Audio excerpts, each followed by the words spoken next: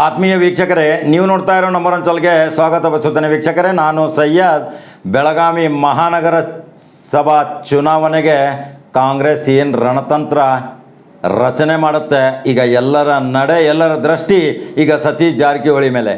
ಸತೀಶ್ ಜಾರಕಿಹೊಳಿ ಬೆಳಗಾವಿ ಜಿಲ್ಲೆಯ ಒಂದು ಯಮಕನಮಡಿ ಶಾಸಕರಿದ್ದಾರೆ, ಗ್ರಾಮೀಣ ಭಾಗದಲ್ಲಿ ಲಕ್ಷ್ಮೀ ಹೆಬ್ಬಾಳ್ಕರ್ ಇದ್ದಾರೆ, ಗಣೇಶ್ ಹುಕ್ಕೇರಿ ಇದ್ದಾರೆ, ಮಹಾಂತೇಶ್ ಕೌಜಲ್ಗಿ, ಇವರೆಲ್ಲರೂ 4 ಶಾಸಕರು ಕೂಡ್ಕೊಂಡು ಈಗ ಬೆಳಗಾವಿ ಮಹಾನಗರ ಪಾಲಿಕೆ ಹೆಚ್ಚಾನು ಹೆಚ್ಚು ಈ ಮಹಾನಗರ ಪಾಲಿಕೆ ವ್ಯಾಪ್ತಿಯಲ್ಲಿ ಯಮಕನಮಡಿ ಮತ್ತು ಗ್ರಾಮೀಣ ಕ್ಷೇತ್ರ ಬರುತ್ತೆ. ಈಗ ಈ ಇಬ್ಬರು ಶಾಸಕರು 58 ಕ್ಷೇತ್ರಗಳಲ್ಲಿ ಕಾಂಗ್ರೆಸ್ ಎಷ್ಟು ಗೆಲ್ಲಿಸ್ಬೋದು.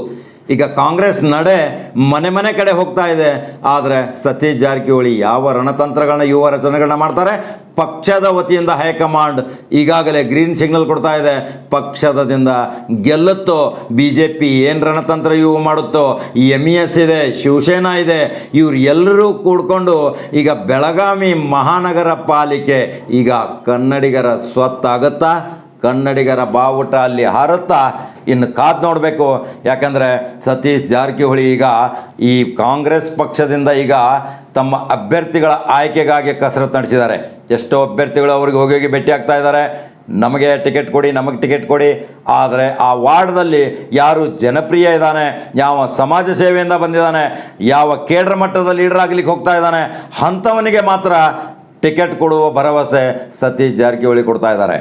ಯಾಕಂದರೆ ಅವರು ಚಾಣಾಕ್ಷ ರಾಜಕಾರಣಿ, ಇದರಲ್ಲಿ ಪಳಗಿದವರು. ಅವರು ಯಾವ ನಡೆಯನ್ನು ತೀರ್ಮಾನ ತೆಗೆದುಕೋತಾರೆ ಆ ಗುರಿ ತಲುಪುವುದರಲ್ಲಿ ಅವರು ಯಾವಾಗಲೂ ಹಿಂದೇಟು ಹಾಕೋದಿಲ್ಲ. ಯಾಕಂದರೆ ಅವರ ಮೂಲತಃ ಬಾಲ್ಯದಿಂದಲೂ ಆ ಚಟುವಟಿಕೆ ಮುಖಾಂತರ ಬಂದವರು. ಇಲ್ಲಿ ಕೆಲಸ ಮಾಡಬೇಕು ಮೊದಲು, ಆಮೇಲೆ ಅಧಿಕಾರ ಪಡ್ಕೊಳ್ಬೇಕು.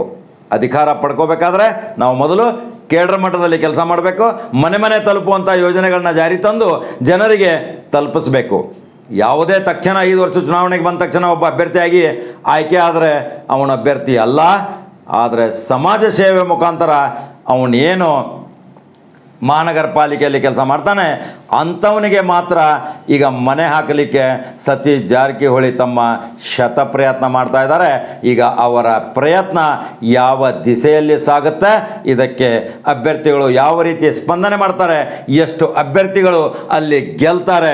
ಯಾಕೆಂದರೆ BJP ಇದೆ, ಶಿವಸೇನಾ ಇದೆ, MES ಇದೆ, ಘಟಾನುಘಟಿಗಳು ಈಗ ಕಾಂಗ್ರೆಸ್ ಜೊತೆ ಶಿವಸೇನಾ ಆಗಲಿ, ಶರದ್ ಪವಾರ್ ಸಹಿತ ಇವರೆಲ್ಲ ಮಾತುಕತೆ ನಡೀತಾ ಇದೆ. ಮುಂಬೈಯಲ್ಲಿ ಹಾಗೆ ಸರ್ಕಾರ ರಚನೆ ಆಗಿದೆ ಶಿವಸೇನಾ ಮತ್ತು ಕಾಂಗ್ರೆಸ್ಸು. ಆ ರೀತಿ NCPನೂ ಅಲ್ಲಿ ಸಮಾನಾಂತರವಾಗಿ ಪಾಲುದಾರ ಪಕ್ಷ ಆಗಿದೆ. ಅವರು ಎಲ್ಲರೂ ಕೂಡಿ ಏನಾದರೂ ಬೆಳಗಾವಿ ಮಹಾನಗರದಲ್ಲಿ ಒಂದು ರಣತಂತ್ರ ವ್ಯೂಹ ರಚನೆ ಮಾಡಿದರೆ ಮಾತ್ರ ಸತೀಶ್ ಜಾರಕಿಹೊಳಿ, ಶರದ್ ಪವಾರ್ ಮತ್ತು NCP, ಶಿವಸೇನಾ ಈ ಗೆಲುವಿನತ್ತ ಸಾಗುವುದರಲ್ಲಿ ಸಂದೇಹ ಇಲ್ಲ. ವೀಕ್ಷಕರೇ, ಈಗ ಎಲ್ಲರ ದೃಷ್ಟಿ ಸತೀಶ್ ಜಾರಕಿಹೊಳಿ ಮೇಲೆ. ನಿಮಗೆ ಹೇಗೆ ಅನಿಸುತ್ತೆ ಬೆಳಗಾವಿ ಮಹಾನಗರ ಚುನಾವಣೆ? ಎಷ್ಟು ಅಭ್ಯರ್ಥಿ ಗೆಲ್ಬೋದು, ಯಾವ ಪಕ್ಷದವ್ರು ಗೆಲ್ಬೋದು? ಅದಕ್ಕೆ ನೀವು ನಮ್ಮ ಕಮೆಂಟ್ ಬಾಕ್ಸಲ್ಲಿ ನಿಮ್ಮ ಅನಿಸಿಕೆ ತಿಳಿಸಿ. ವೀಕ್ಷಕರೇ, ನಂಬರ್ 1 ಚಾನಲ್ ಫಾಲೋ ಮಾಡಿ, ಸಬ್ಸ್ಕ್ರೈಬ್ ಆಗಿ, ಮತ್ತು ಮಹತ್ವವಾದ ಸುದ್ದಿಯೊಂದಿಗೆ ಬರ್ತೀನಿ. ವೀಕ್ಷಕರೇ, ನಮಸ್ಕಾರ.